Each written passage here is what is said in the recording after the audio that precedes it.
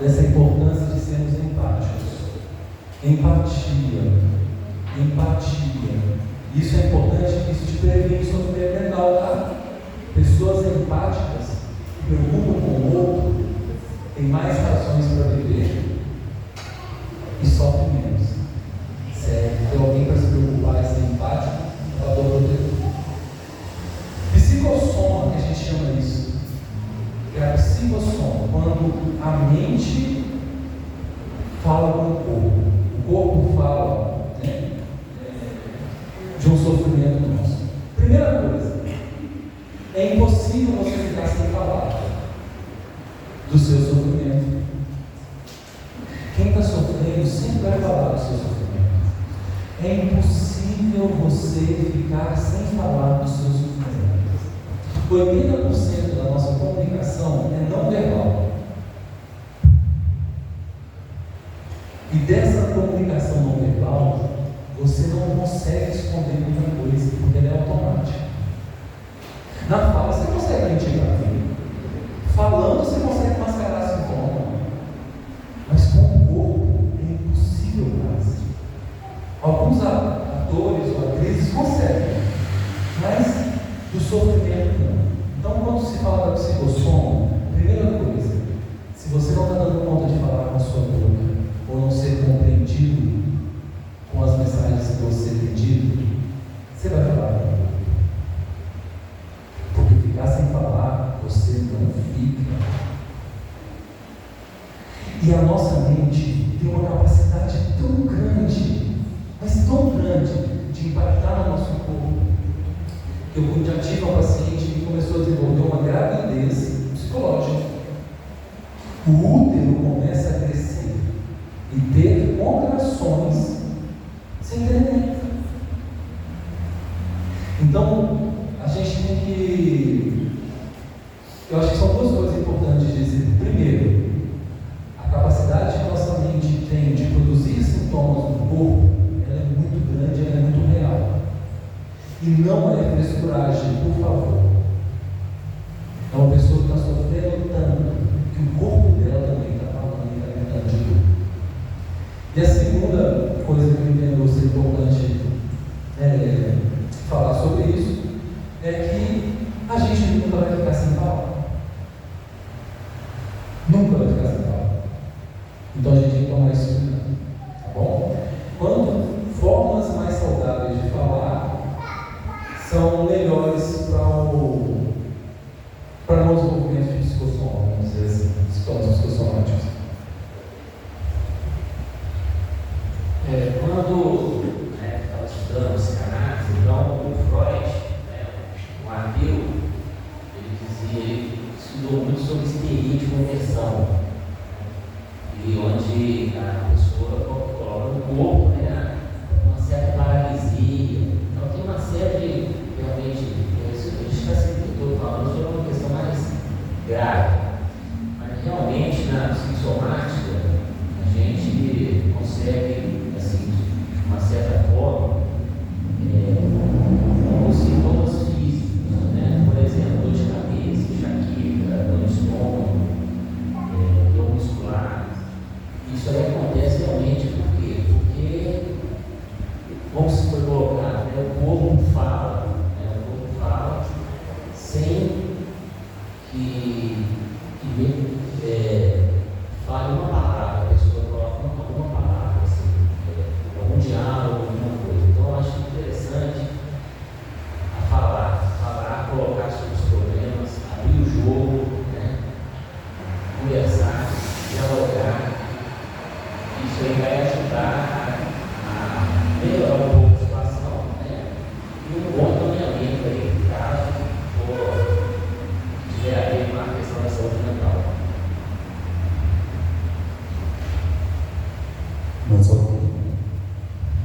Boa noite a todos. Acabei de responder uma outra pergunta que eu ia fazer. Tinha duas, mas acabei de responder uma inicial. A minha pergunta é o seguinte: a questão do medo da sociedade. A sociedade hoje vive uma sociedade muito medo. E o medo impacta muito na saúde da pessoa. Eu queria uma dica para essas pessoas que têm medo de procurar ajuda, medo de ir no médico, porque muita gente tem medo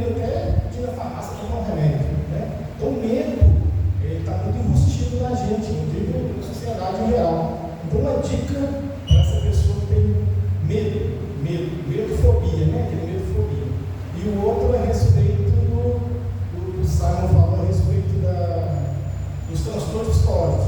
Eu queria algumas dicas sobre transtornos psicológicos. Você falou a respeito de tratar o transtorno, mas quais são as dicas para tratar esses transtornos que a gente tem? Entendeu? Obrigado. Na verdade, não existe uma dica, não, entendeu? Porque eu achei interessante na família, conversar e tal, mas procurar realmente uma ajuda. Não querer, a gente não consegue se tratar sozinho, vamos dizer assim. Não existe essa autoajuda que a gente sempre está vendo aí em alguns livros, alguns autores aí. Então a gente tem que procurar realmente ajuda profissional, mas dentro da nossa linha que nós conversamos no início, né? A Bíblia tem toda a solução para a gente para esses problemas, mas é importante também dividir esse problema aí com alguns profissionais que têm essa forma de pensar, né? Essa forma de atuar de uma forma mais cristã. Eu acho interessante que isso aí vai orientar, vai melhorar a situação da pessoa. Agora, dica, eu não sei se o doutor aqui tem alguma dica. Transtorno mental e transtorno mental. A dica é: procure um profissional. Se você está com infarto, você não vai, por exemplo, estou infartando. Qual dica eu posso te dar se você estiver infartando? Corre para o hospital. O transtorno mental não tem dica não. É tratamento, assim como você trata reumatismo, assim como você trata hipotiroidismo, assim como você trata qualquer outra doença. Então a dica é: procure um profissional. Se estou falando de transtorno, agora os conflitos da vida, as dificuldades da vida, elas são outros 500. Então quando eu estou falando de transtorno mental, eu estou falando de transtorno ansioso grave, transtorno depressivo grave. Não estou falando de vicissitudes da vida. Mas eu achei interessante quando você fala sobre fobia. Eu acho que as duas perguntas são muito juntas. Você tem medo de chiforofa? Você tem medo de chiforofa? Você tem medo de chiforofa? Não acredito que você tem medo de chiforofa. Exatamente. A gente não tem medo daquilo que a gente não conhece. Nós não temos medo daquilo que a gente não conhece. Então a primeira coisa que a gente tem que fazer em relação a isso é começar a estudar sim. Saber que isso existe, começar a estudar sobre transtornos mentais, sobre nós mesmos, porque às vezes o que acontece é porque você não sabe o que realmente é uma depressão. Então às vezes esse medo de buscar ajuda passa muito pela falta de conhecimento. Então vir aqui é uma forma de falar sobre isso. Falar da sua dor e falar assim: opa, eu acho que essa dor já está um pouco perigosa, vai procurar ajuda. Ok? Então, para transtorno mental, a dica é: procure um profissional. Para fobia, por medo, o medo de buscar ajuda, né? Conheça. Quanto mais você conhece, aí você vai ter mais medo das coisas.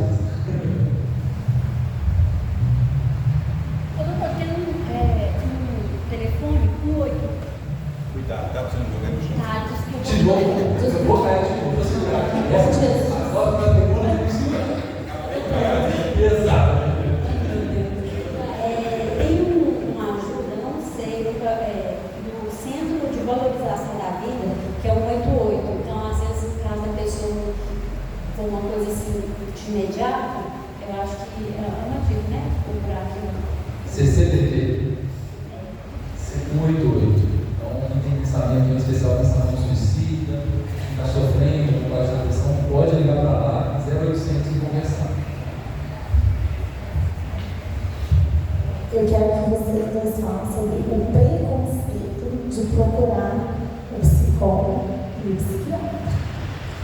Porque na hora que você fala: eu estou fazendo terapia, aí a pessoa já, se você falar isso com alguém, né? Ou, eu estou indo para um psiquiatra, a pessoa já olha para você meio torto, assim, entendeu? Então assim, eu quero que vocês falem um pouquinho disso aí que acontece na sociedade.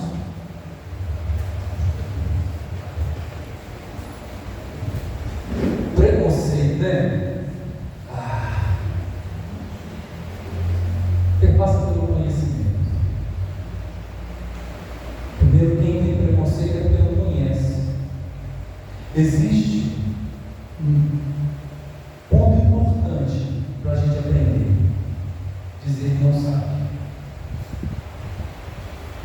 Eu só não consegui aprender alguma coisa se eu disser que eu não sei.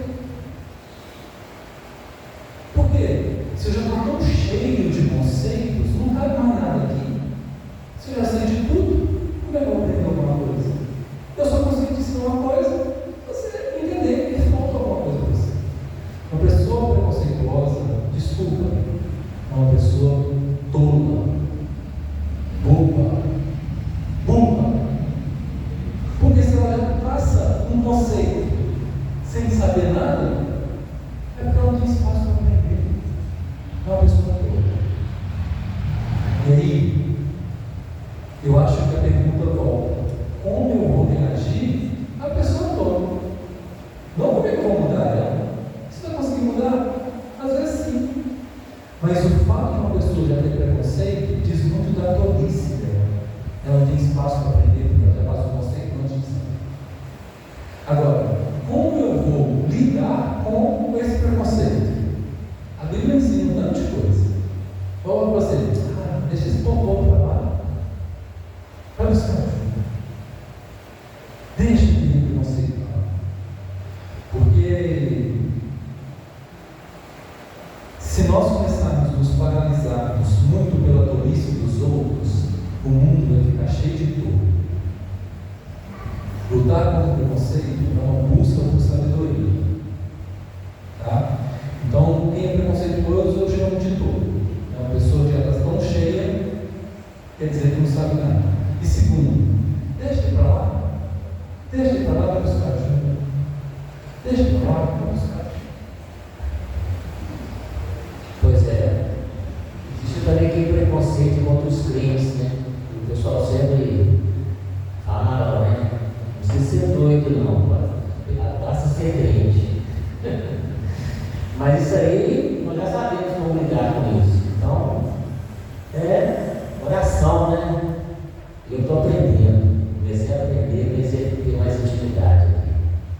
Então é isso. Eu acho que o preconceito ele existe, sempre existiu, sempre existirá.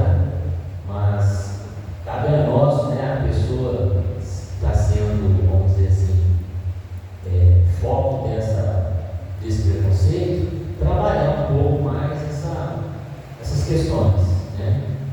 Eu queria falar também sobre a fobia. Fobia também é um transtorno, né? Se prejudicar o dia a dia da pessoa, também é como se fosse uma doença mesmo. E tem tratamento, né? Então, mais uma dica aí para procurar os profissionais da área da saúde mental. Agora eu quero fazer uma pergunta interessante, Sérgio, sobre a questão do suicídio. Eu acho que nós estamos passando por uma fase de muito suicídio, principalmente em Coleção, uma cidade pequena. Nós temos casos aí de suicídio na cidade nossa, envolvendo até CEDAF, né, com os jovens, e isso entristece muita gente numa pequena cidade. E é bom a gente, principalmente como família, saber como a gente lidar com essa situação quando vier acontecer na nossa casa, na nossa família em si, né? E que hora que eu tenho que tomar uma decisão, que ponto que eu vejo isso que possa acontecer, porque dentro quando eu falo um suicida, para me tornar um suicida, eu tenho que ser um tentante, né? Primeiro eu passo por essa parte de tentante, né? Acho que uma palestra sobre isso, o cara explicou muito bem sobre isso. Então eu sou um tentante. Dentro da vários casos que aconteceram, é muito difícil cometer um suicídio na primeira tentativa. Então é por isso que ele é um tentante primeiro até chegar nesse ato de suicídio, né? E eu acho que é importante a família observar bastante isso, né? Principalmente quem tem jovens em casa, vamos dizer assim, que ponto eu tenho que procurar um profissional? Como que dentro da psiquiatria vê isso? Qual que é o ponto? Que hora que eu tenho que procurar esse profissional? Porque às vezes eu vejo isso acontecendo dentro do meu lar, com um jovem, a hora que eu vou buscar esse socorro, ele já pratica esse ato. Então, já, como se diz, já é tarde a minha procura. Né? Então, a gente passa por esse ciclo, né? de tentante, até eu atingir esse ato meu. Então, que ponto que a gente pode deixar para a nossa população? Qual que é a hora que eu venho procurar esse profissional para que esse jovem ou qualquer outro, né, chega nesse ato?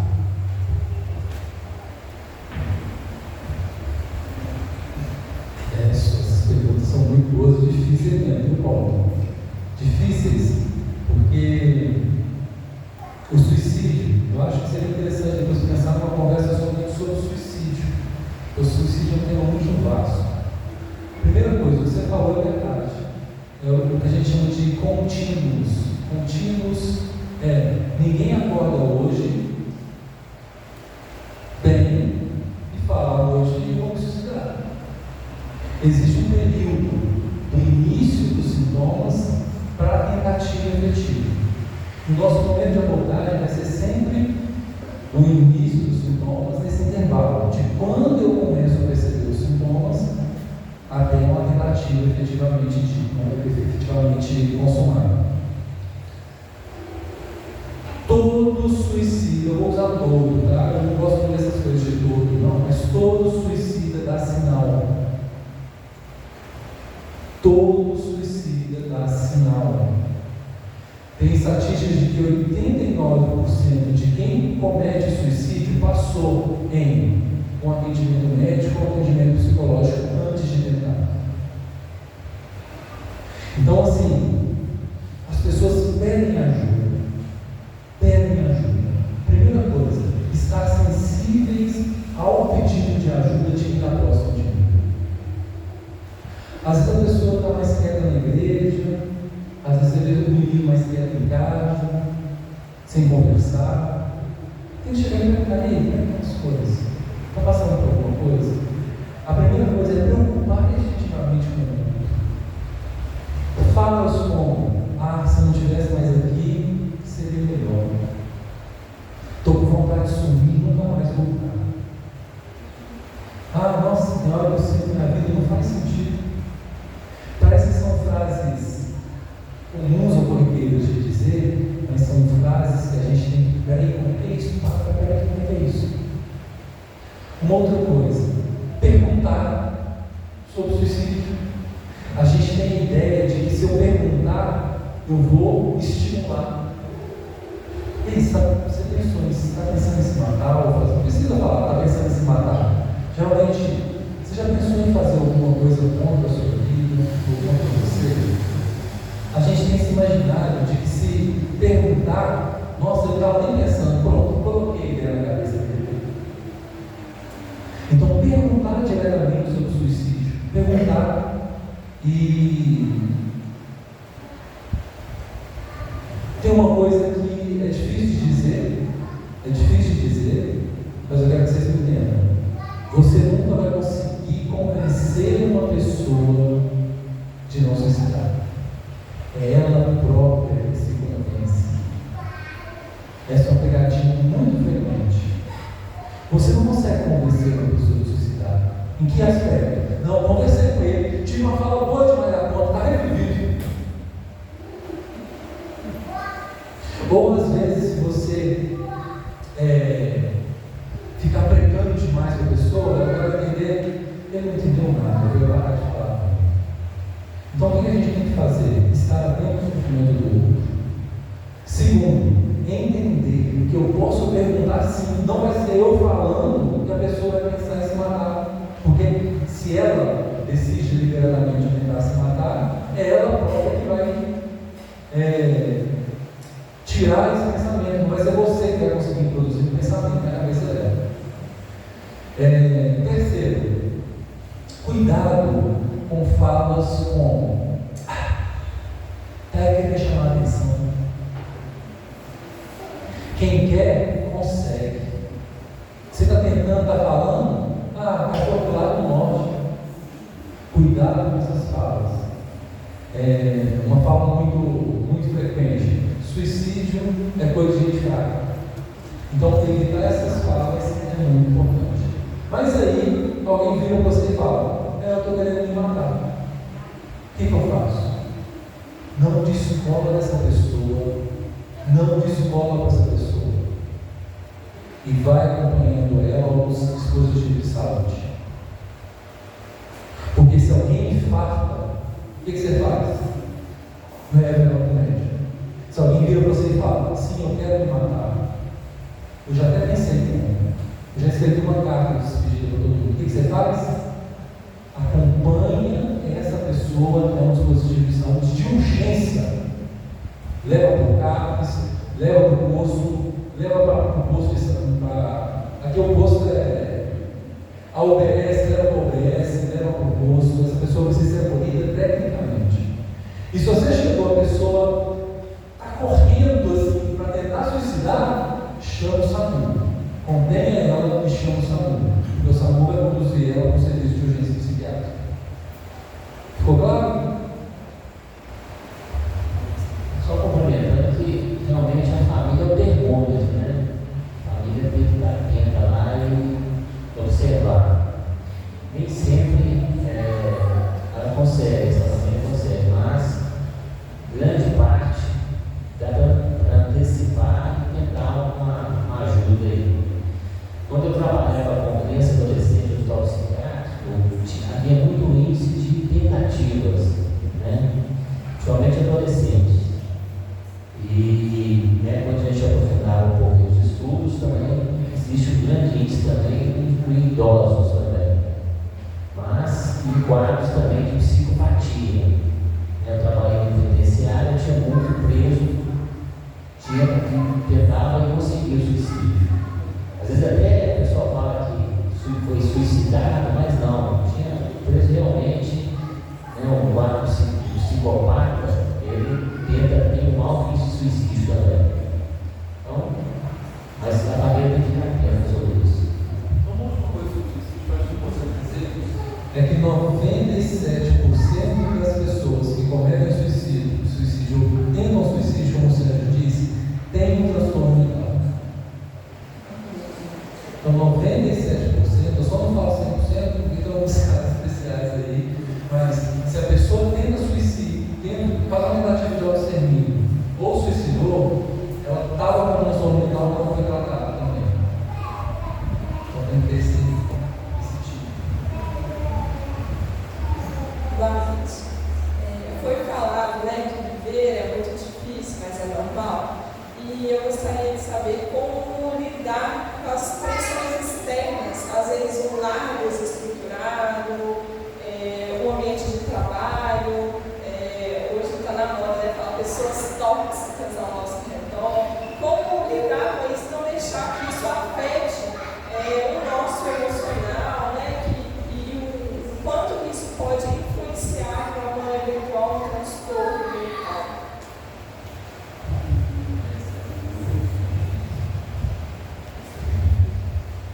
Perguntas muito difíceis.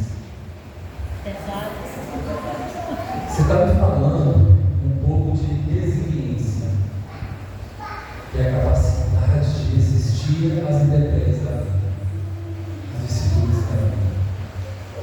Resiliência tem sido um objeto de estudo muito importante nos últimos anos.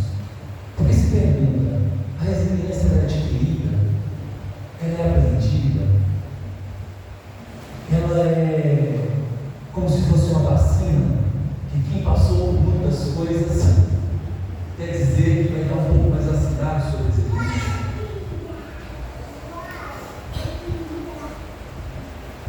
Você quer que eu te fale enquanto psiquiatra, enquanto sai enquanto membro da primeira igreja presbiteriana? Vou deixar você escolher.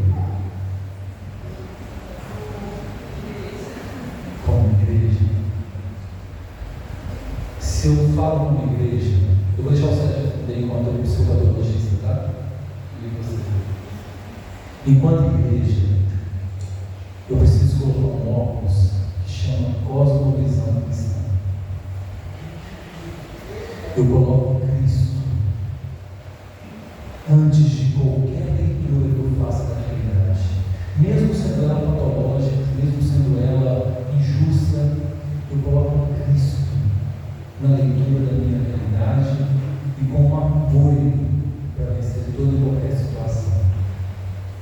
Enquanto cristão, eu posso te dizer, a resiliência ela é diretamente proporcional à sua dependência de Deus. Quanto mais dependente de Deus você é, mais forte você é. Do ponto de vista cristão, não sei te dizer isso, mas o psicopatologia vai deixar você.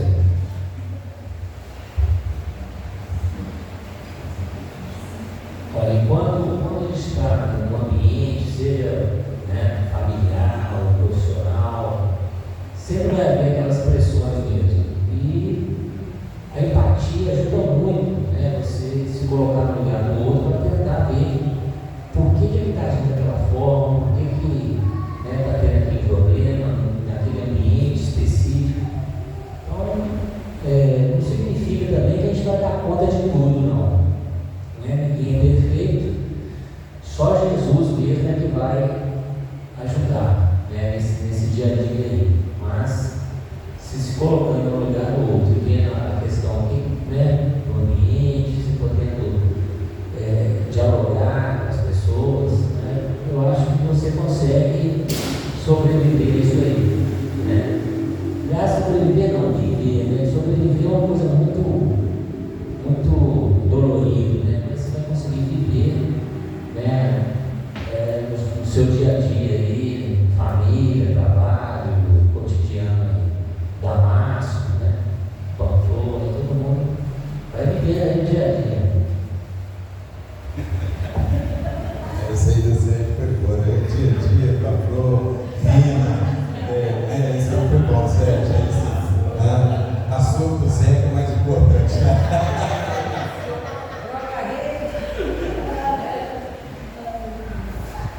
Mais alguém, gente? Mas, gente, vamos aproveitar deles, que estão Jesus ali é caro, tá, gente? Eu vou avisar vocês, vamos aproveitar deles, Não, Zé? Fazendo uma observação, o Sacra foi um negócio muito interessante. Dos 90, coisa que eu esqueci, dos 97%, já passaram, clinicamente comprovado. E aí eu fiquei pensando, esses 3%, então deve fazer sentido naquilo que eu penso.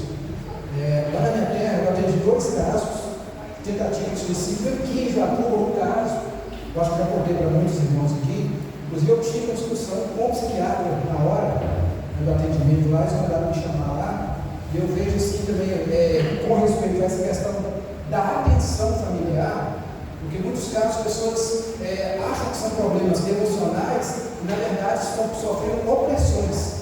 Não é possessão, ninguém está dizendo que a pessoa está possuída por demônio, tá? Mas pessoas que estão sendo oprimidas pelo inimigo podem ser levadas a cometerem tais atos.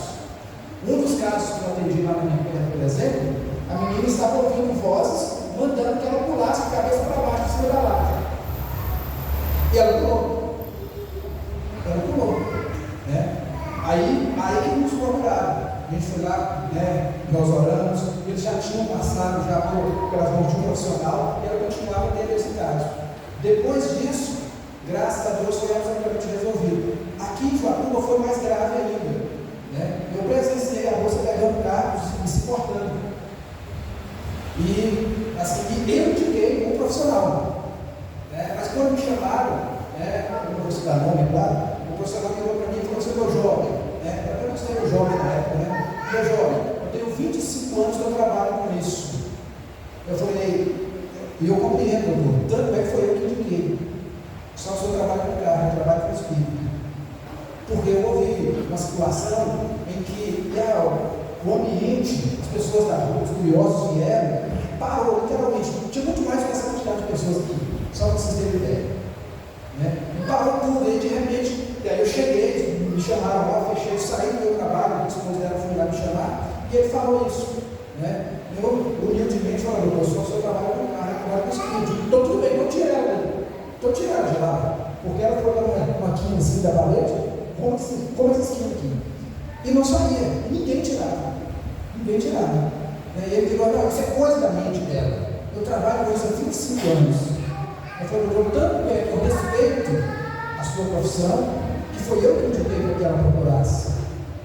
Mas o seu trabalho com carro, eu trabalho com espírito. Então, queridos, fique um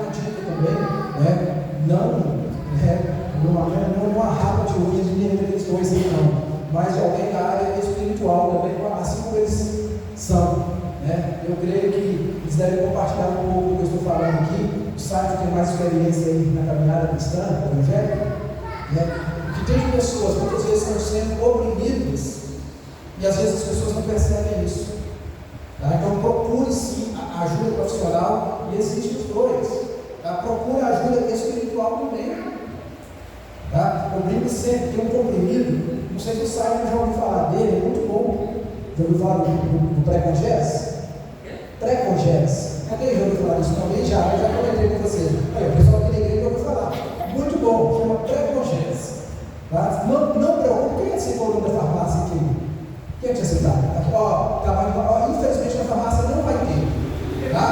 Mas eu tive uma farmácia para o antibiótico e outras coisas. O pré-congés é presença constante de Jesus.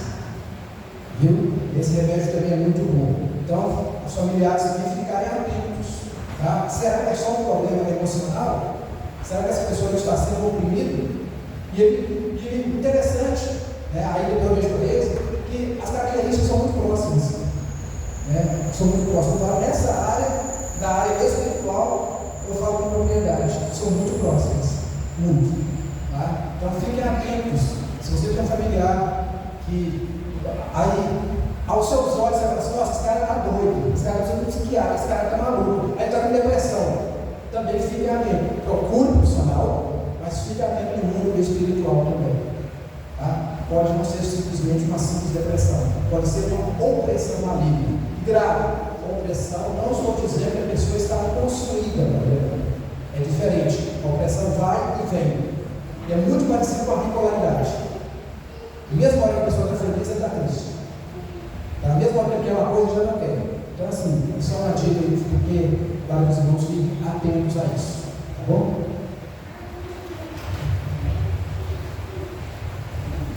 Boa noite, doutor Sérgio. Boa noite, doutor Sérgio. Boa noite a todos presentes. Achei muito pertinente a abordagem, né? Ela retrata aí o corpo cristão muito sano, e vendo aí diante das citações e das perguntas que foram muito procedentes, né? A gente blindar a mente com as informações externas. A gente está atravessando por uma era de muita informação, né?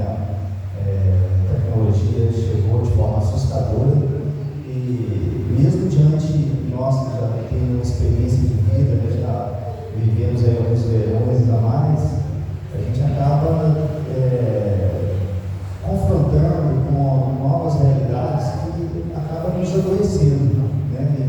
Independente da nossa vontade ou da experiência já vivida, né? Então, o senhor tem me acompanhado e sabe das dificuldades, né? Como já foi perguntado aqui, mas eu achei interessante uma abordagem que eu fiz. Eu até printei a tela, como o senhor disse, que muitas das vezes o antigo ele está intrinsecamente voltado para a solução dos problemas através de algumas citações que eu vi. E geralmente, às vezes, as igrejas não fazem uma abordagem tão incisiva, né? E naquela citação, depois se eu puder até voltar ao quadro, eu até printei ele, que fala né, de ter algumas passagens. Olha, por favor. Eu acho pertinente.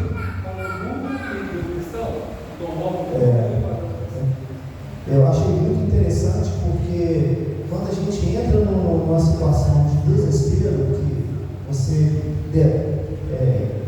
está diante de uma realidade onde você não dá conta de resolver, você precisa da ajuda de um profissional. Antes dessa ajuda do profissional, você tem as escrituras, né? Longe de você estar pregando religião, mas sim, né, o livro da sabedoria, né? Ali está intrinsecamente ali voltado para você mesmo.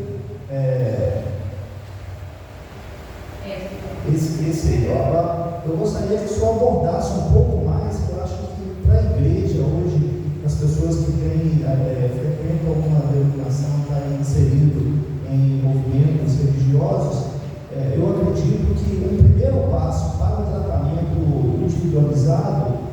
você está, como foi feita uma pergunta, de como blindar a mente, eu acho que você tem que colocar a infantaria das informações a seu favor, de forma que na hora que você deparar com uma situação difícil, você puder já estar lapidado e estar ali com um batalhão de infantes ali, de informações que vão, no primeiro momento, te dar paz, para você conseguir linkar esse trabalho preventivo.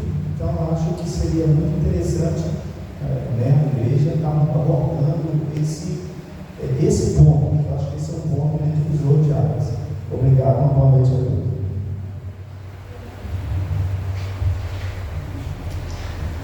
Eu acho que a fala do irmão vai junto com o que o Márcio disse. Nós somos corpo, alma e espírito, nós somos espírito e corpo, nós somos trigônicos, nós somos dicotômicos. O que nós somos? Uma unidade. Se eu tiro o espírito de você, você não existe. Se eu tiro o corpo de você, você não existe. É impossível dividir o mundo na mesma pessoa, o espiritual, tudo no espiritual. É impossível dividir o corpo da mente, porque nenhum dos dois vão existir aqui sem os dois. Então nós não somos dicônicos, nós somos nem tricotômicos, nós somos uma unidade. Você está com depressão? Procura um médico. Você não procura a igreja. Você não está com depressão? Procura a igreja. Você está doente, passando por uma transtorno mental? Procura o médico, procura a igreja. Você não está passando nada? Procura a igreja. Qualquer tratamento de qualquer transtorno, de qualquer doença ou de qualquer condição da sua vida, você, enquanto cristão, não se entende do ponto de vista espiritual, é uma coisa errada. Porque nós não somos divididos corpo e mente. É impossível você tratar bem uma pessoa, porque nós não tratamos doenças, nós tratamos pessoas. Se essa pessoa ela é alma, ela é espírito e corpo, vamos dizer assim, eu não posso só ficar tocando no corpo. Então, quando se fala de opressão demoníaca, rapaz, você é crente? Se sim, apruma, o diabo quer te trabalhar. Pode ter opressões mais intensas ou menos intensas, mas foi o que o mundo, foi o próprio Cristo disse. Tem um inimigo das nossas almas. Então todos nós passamos por opressões demoníacas. Todos nós. Deixa de ser bobo, o diabo conhece muito bem o seu ponto fraco. Às vezes pode ter situações em que há uma apresentação espiritual um pouco mais diferente, mas todos nós estamos sob opressão de demoníaca. Temos transtornos mentais. Então, independente da doença humana, responsabilidade e espiritual precisa acontecer. E se a sua cosmovisão for uma cosmovisão cristã, tudo que você vai ver passar pela ótica de Cristo.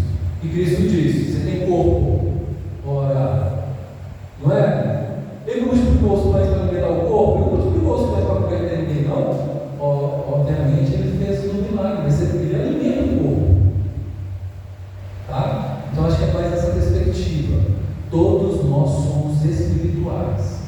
Todos nós passamos por opressão demoníaca. Algumas apresentações podem vir junto com o transtorno psiquiátrico. Mas você vai para sua casa, quando você sair daqui, você vai estar sob opressão demoníaca. Mas graças a Deus, o leão da tribo de Judá está ao seu diretor. E sobre a tua vida não vai encantamento. Não é isso que estava escrito? Para qualquer espírito tocar você, vai ser só com a autorização de Deus. Foi isso que aconteceu com Jó.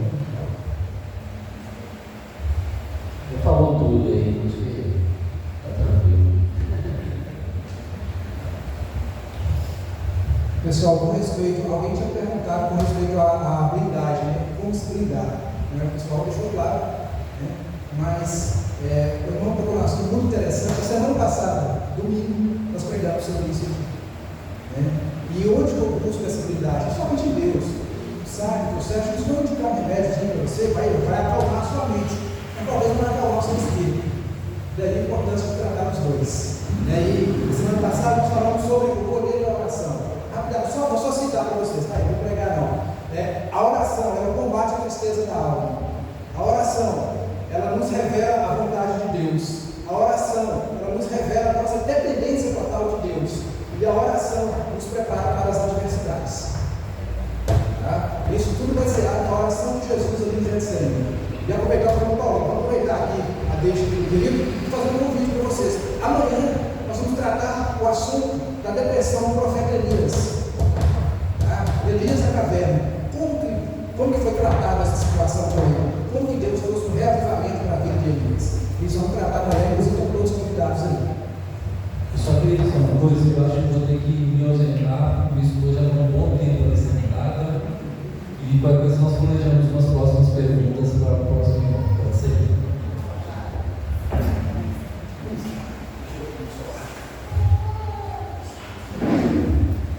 Queridos, muito obrigado a cada um de vocês. Digo isso que eu também sou membro do PH, o presidente aqui, com os nossos homens aí, da nossa diretoria, que Deus abençoe a cada um, né? E mais eventos virão aí, se Deus quiser, tá? Em nome de Jesus. E você que se dispôs a estar aqui conosco, foi tão legal que vocês sentaram aqui no futuro, né? Esse prova foi bom. Então, que Deus abençoe a gente com vocês. Vamos orar, agradecendo a Deus pela vida do Simon, pelo Sérgio. Deus continue abençoando a vida de vocês. Uma dica bacana, tá? Nós temos profissionais cristãos. Para de colaborar no profissional do mundo.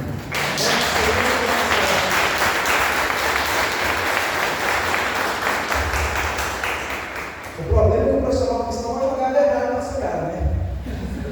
Eles vão usar a Bíblia.